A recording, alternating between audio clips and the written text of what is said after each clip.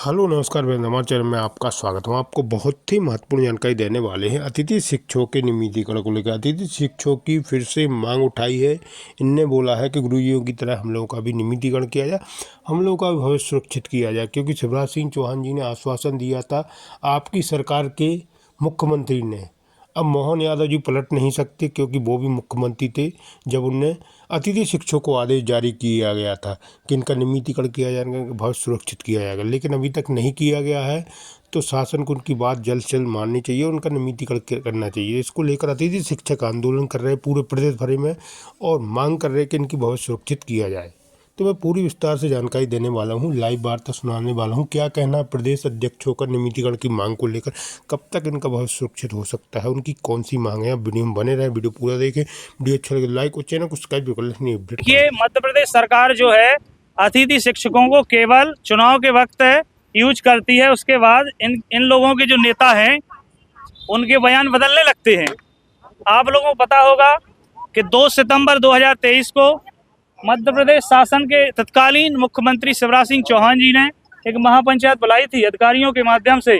उसमें घोषणाएं की थी कि अतिथि शिक्षकों को गुरुजी की भांति एक विभागीय परीक्षा लेकर के उनको नियमित करने का काम करेंगे। क्या वो जुमला था?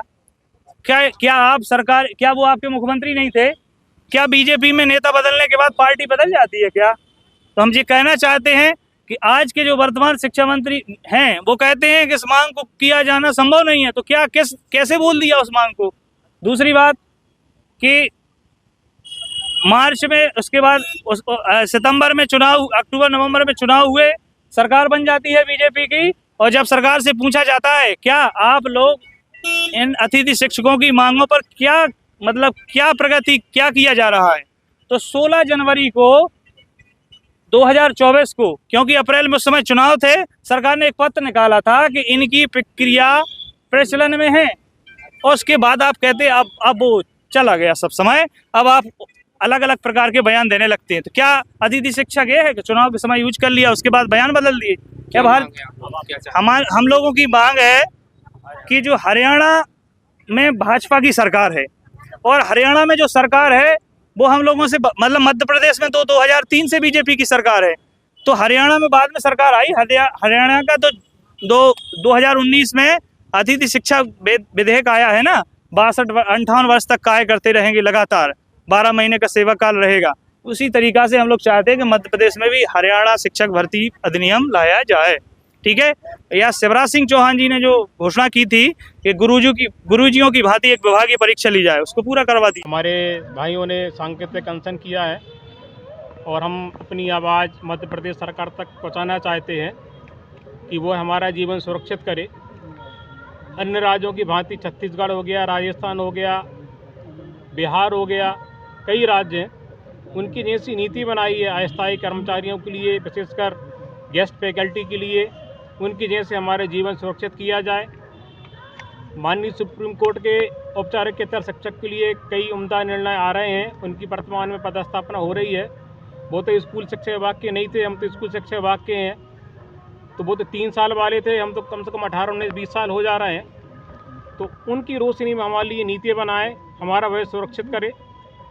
हमारे जो साथी लोग हैं अचानक सेवा से बाहर हो जाते हैं, उनको सेवा में वापस लेने का कोई भी नियम नहीं है। सरकार अपनी थोड़ी सी अपना हृदय बताए और उन अतिथि शिक्षक का जीवन सुरक्षित करे, उनको कम से कम सेवा में वापस ले। हम अतिथि शिक्षक हैं, हम लोग की मशीन मारो नहीं, हमको आराम की आवश्यकता नहीं पड़ेगी। हमारे भी सामाजिक पारिवारिक जीवन है, दुख सुख आते रहते हैं। हमारे लिए एक भी छुट्टियों का विधान नहीं किया गया है।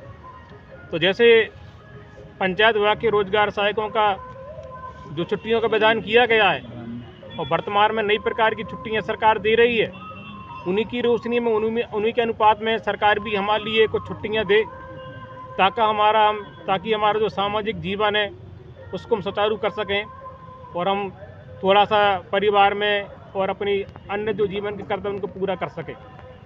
सरकार यदि नहीं करती है तो ये हमारा प्रांत स्तर कार्यक्रम है, इसको और हम उग्र करेंगे, राजधानी भोपाल स्तर पर जाएंगे।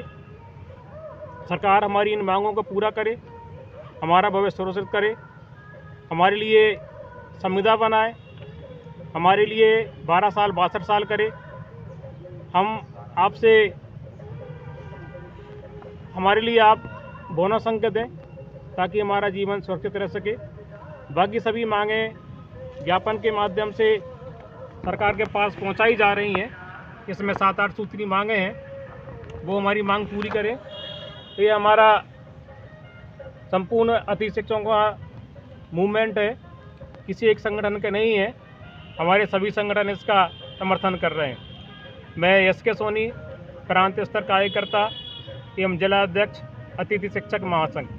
भारत माता की जय, भारत माता की जय। तेंदुखेड़ा से पतिराम पटेल की रिपोर्ट।